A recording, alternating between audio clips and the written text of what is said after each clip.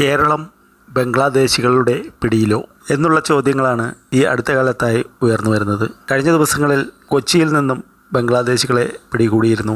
അവർക്ക് വഴിവിട്ട സഹായങ്ങൾ കേരളത്തിൽ നൽകിയതിന് ചില നേതാക്കളെ അറസ്റ്റ് ചെയ്തതായും വാർത്തകൾ വന്നിരുന്നു. അതിനു പിന്നാലെയാണ് ഇപ്പോൾ പേരൂർക്കടയിൽ നിന്ന് 3 ബംഗ്ലാദേശികൾ അറസ്റ്റിലായി. വട്ടിയൂർക്കാവ് 3-ാം മൂട് മേഖലയിൽ നിന്നാണ് ബംഗ്ലാദേശികളെ പിടികൂടിയത്. മുഹമ്മദ് അലാംജീർ, ജോഹർദീൻ, മുഹമ്മദ് ഹബീദുള്ള എന്നിവരാണ് അറസ്റ്റിലായത്. കെട്ടിട നിർമ്മാണ ജോലിക്കായി തിരുവനന്തപുരത്തെത്തിയവരാണ് ഇവരെന്ന് പോലീസ് പറഞ്ഞു. 2018-ലാണ് ബംഗ്ലാദേശികൾ തിരുവനന്തപുരത്തെത്തിയത്. ഇവരുടെ ആധാർ കാർഡ് പരിശോധിച്ചപ്പോൾ വ്യാജമാണെന്ന് കണ്ടെത്തി. ഇതിന്റെ അടിസ്ഥാനത്തിൽ ഇവരുടെ അറസ്റ്റ് രേഖപ്പെടുത്തിയിട്ടുണ്ട്. ഇവരെ ചോദ്യം ചെയ്തു വരികയാണ്. ഇവർക്കൊപ്പം മറ്റാരെങ്കിലും ഉണ്ടോ എന്ന കാര്യവും പോലീസ് അന്വേഷിക്കുന്നുണ്ട്. കഴിഞ്ഞ ദിവസം കൊച്ചിയിൽ ഒരു ബംഗ്ലാദേശി കുടുംബം പിടിയിലായിരുന്നു. ഇതിന്റെ പശ്ചാത്തലത്തിൽ സംസ്ഥാന വ്യാപകമായി പരിശോധന നടക്കുകയാണ്. കൊച്ചിയിൽ നിന്ന് പിടികൂടിയവർ വർഷങ്ങളായി അനധികൃതമായി ഇവിടെ താമസിച്ചു വരികയാണെന്ന് പോലീസ് കണ്ടെത്തി. വ്യാജ ആധാർ കാർഡും മറ്റ് തിരിച്ചറിയൽ രേഖകളും ഉപയോഗിച്ചാണ് ബംഗ്ലാദേശികൾ കേരളത്തിലെത്തിയത്. കേരളത്തിലെ വിവിധയിടങ്ങളിൽ ബംഗ്ലാദേശികൾ താമസിക്കുന്നുണ്ടെന്ന കേന്ദ്ര